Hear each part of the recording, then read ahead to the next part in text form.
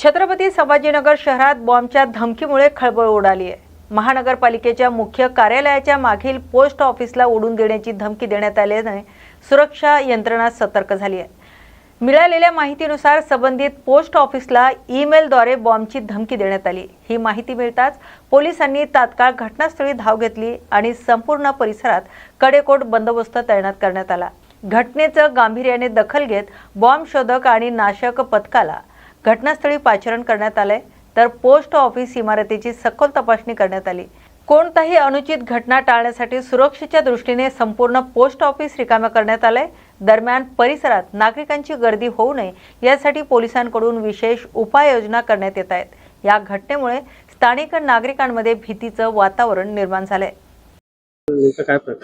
याच्यामध्ये आम्हाला सकाळी पोस्ट ऑफिसचे बनसोड साहेब आहेत, त्यांनी फोनही केला आणि मेलही पाठवला। मेल आलेला होता, त्याच्यात रिपोर्ट पाठवला त्यांनी त्या मेलच्या अनुषंगाने जे आम्हाला माहिती दिलेली होती त्या अनुषंगाने पूर्ण पोस्ट ऑफिस जे चालू होतं त्यांचं कार्यकाळ आता म्हणजे सगळेच लोक होते कामकाजासाठी, तर त्यांचे कामकाज करणारे आणि कामासाठी आलेले सर्व लोक आम्ही बाहेर काढून पूर्ण रिकामं करून घेतलं। काही मेल प्रमाणे काही दुर्घटना घडू नये म्हणून, कुठली हानी होऊ नये म्हणून, आणि सगळं रिकामं केल्यानंतर आता आमचे मेल कुठून आला आहे याची इन्क्वायरीसाठी सायबरचे PI जाधव साहेब आलेले आहेत आणि BDDS बोलून घेतलेले BDDS ची टीम आमची सर्वेक्षण पथकासह आलेली आहे। बॉम्बचं जे आहे विषय तर ते सगळं शोधण्यासाठी आमच्या सर्व टीम कार्यरत आहेत। सर्व शोधून खात्री झाल्यानंतर पूर्ण आमची शंका दूर झाल्यानंतरच मग पुढचं होईल, तोपर्यंत आमची चौकशी चालू आहे। सुबह आज 11:57 पे मुझे एक ईमेल मिला है, मेरे ऑफिस से फॉरवर्ड जो किया था उन्होंने, तो वो ईमेल में ऐसा मजकूर था कि हम सब टपाल कार्यालय जो है हमारे पोस्ट ऑफिस और पासपोर्ट सेवा केंद्र जो है वो RDX बम से उड़ा देने वाले हैं, और इस वजह से आपके जो काउंटर सेवा है, सर्विसेज है और जो कस्टमर है, पोस्ट विभाग के जो ग्राहक है, उनको उधर अंदर मत लीजिए क्योंकि उनके इसको खतरा है। तो जैसा ईमेल मुझे आया तो मैंने तुरंत हमारा जो नज़दीक की जो सिटी चौक पुलिस स्टेशन है उनको और कमिश्नर ऑफ पुलिस को तुरंत मैंने इसकी जानकारी दी। जानकारी जैसी दिया वैसी उनकी पुलिस स्टेशन की टीम इधर आई, उन्होंने पूरा परिस्थिति का जायजा लिया। ATS की टीम भी इधर आके गई और उनका पुलिस का भी हमको अच्छा सपोर्ट मिल रहा है। अभी रही बात हमारी जो कस्टमर है जिनको अभी हम सेवा नहीं दे पा रहे, तो लेट आवर्स भी हम उनको, जिनको जरूरत है तो उनको लेट आवर्स तक हम आज सेवा देने वाले हैं। कितने पोस्ट ऑफिस को धमकी मिली है? ये सभी पूरे महाराष्ट्र के जितने भी पोस्ट ऑफिस है सभी को हम बम से उड़ाने वाला ऐसा मैटर है, उसमें मजकूर है। और पासपोर्ट सेवा केंद्र दोनों।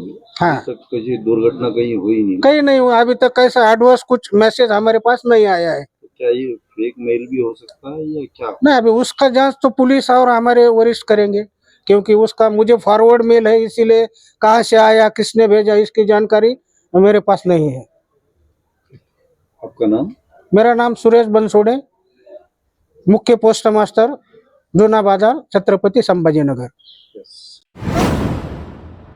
सोलापूर शहरात घरगुती गॅसचा तुटवडा अद्याप कायम असल्याचं चित्र आहे, तर गॅस एजन्सी बाहेर नागरिकांच्या लांबच लांब रांगा लागल्याच्या पाहायला मिळते। सोलापुरात गॅस टंचाईमुळे नागरिकांना मोठा त्रास सहन करावा लागतोय। घरगुती गॅस सिलेंडर मिळवण्यासाठी नागरिकांना पहाटेपासूनच एजन्सी बाहेर रांगेत उभं राहावं लागतंय, तर काही नागरिक सकाळी 6 वाजल्यापासून रांगेत उभे असल्याचं सांगत आहेत। मात्र अनेक वेळा गॅस एजन्सी उघडण्यास उशीर होत असल्याने त्यांची अडचण अधिक वाढते। गॅस मिळवण्यासाठी आठवडाभर नंबर लावूनही सिलेंडर मिळत नसल्याची तक्रार नागरिकांकडून केली जाते। यामुळे कामधंदा सोडून रांगेत थांबण्याची वेळ नागरिकांवर आली आहे, तर एकच गॅस सिलेंडर असलेल्या कुटुंबांना तर अधिकच त्रास सहन करावा लागतोय। गॅस अभावी दैनंदिन जीवनावर परिणाम होत आहे, तर गॅस पुरवठा सुरळीत करण्यासाठी प्रशासन कोणती उपाययोजना करते याकडे आता नागरिकांचं लक्ष लागलंय। गेल्या बुधवार ते गेल्या बुधवार 8 दिवस आज कुठला जयंती नाही, काय नाही आहे, यांनी न सांगता बंद ठेवलंय। काल संध्याकाळी वाटप केलंय, ते आम्हाला माहित नाही आणि त्यांचं काम आहे, ज्यांचा टोकन नंबर आहे त्यांचा फोन करून सांगा, त्यांचं काम आहे। KYC करून घेतो, तो मोबाईल नंबर लिंक विचारून घेतो, ते सगळं करून घेतो, बरोबर का नाही? हा मेसेज येते, मग ते केवायसीचा नंबर घेतल्यावर ते तुमच्याकडे नंबर असते का नाही रजिस्टर केल्यावर, मग त्या नंबरवर फोन करायचा काय नाही, मग का बरं करत नाही तुम्ही? हा म्हणजे इकडे जे आलं त्याला देतो, जे नाही आलं ते त्यांच्या नावाचं टाके भारी कसं हे काम करतो हो तुम्ही? हा यातलं कधी बी नाटक करू नका तुम्ही, गोरगरिबाच्या पोटावर पाय ठेवू नका. आम्ही काम धंदा सोडून इथं 5 साल येऊन थांबलो इथं आम्ही, माहित आहे का? हा लेकरांची शाळा बुडवलं आमचं डबा नसल्यामुळं, परीक्षा चालू आहे. हा ते कोण बघाव? हा भोंदूबाबा अशोक खरात प्रकरणावरून सोलापुरात महाराष्ट्र नवनिर्माण सेना आक्रमक झाल्याचं पाहायला मिळतंय. मनसेच्या वतीने आंदोलन करत निषेध व्यक्त करण्यात आलाय, तर सोलापुरात महाराष्ट्र नवनिर्माण सेनेच्या कार्यकर्त्यांनी अशोक खरात यांच्या विरोधात निदर्शने केली. यावेळी त्यांच्या पोस्टरला शेणाच्या गोवऱ्या लावून प्रतिकात्मक पद्धतीने संताप व्यक्त करण्यात आलाय.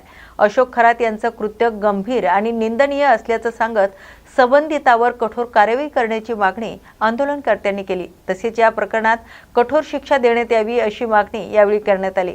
या आंदोलनामुळे काही काळ परिसरात तणावपूर्ण वातावरण निर्माण झालं होतं. तर या प्रकरणात प्रशासन काय भूमिका घेतंय, पुढील कार्यवाही काय होते, याकडे आता सर्वांचं लक्ष लागलंय.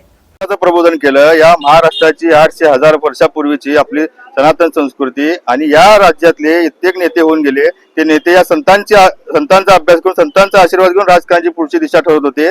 तर आज अशी शोकांतिका महाराष्ट्रावर आली आहे की कुठल्या तरी या बंधुबाबाच्या या सरक्या मनोवृत्तीच्या लोकांचं मार्गदर्शन घेऊन, त्या लोकांची कुठली तर अघोरी विद्या घेऊन आज हे सत्ताधारी त्या पावलावर पाऊल ठेवून या महाराष्ट्र हाकत आहेत. असली आज परिस्थिती महाराष्ट्रावर आली आहे. त्यामुळे आज महाराष्ट्र नवनिर्माण सेनेकडनं आम्ही आज ठाम मागणी करत आहोत की जर खरातला फाशी नाही झाली, त्या खरातला तर आज शेणखाऊ घातलेला आहे, पण याच्या पुढे जलदगती न्यायालयातून जर खरातला फाशी नाही झाली तर या सत्ताधाऱ्यांना सुद्धा शेणखाऊ घातल्याशिवाय आम्ही शांत बसणार नाही. ही महाराष्ट्र नवनिर्माण सेनेच्या जागराही मागणी आम्ही करत आहोत. ओके चालेल. बदलापूर आणि उल्हासनगर परिसरात पेट्रोल तुटवड्याच्या अफवेमुळे नागरिकांमध्ये संभ्रम निर्माण झालाय. तर या पार्श्वभूमीवर पेट्रोल पंपावर वाहनांच्या लांबच लांब रांगा लागल्याचं चित्र पाहायला मिळतंय.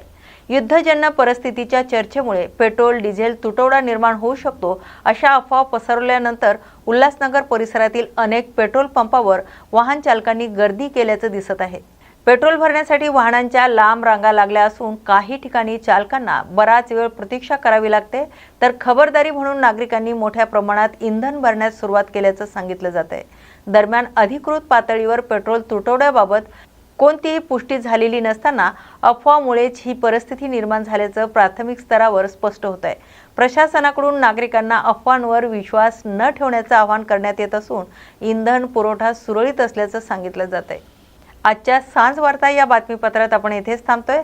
अशाच नव्या आणि ताज्या अपडेटसाठी पाहत राहा न्यूज मराठी 24/7. नवा भारत, नवा विचार.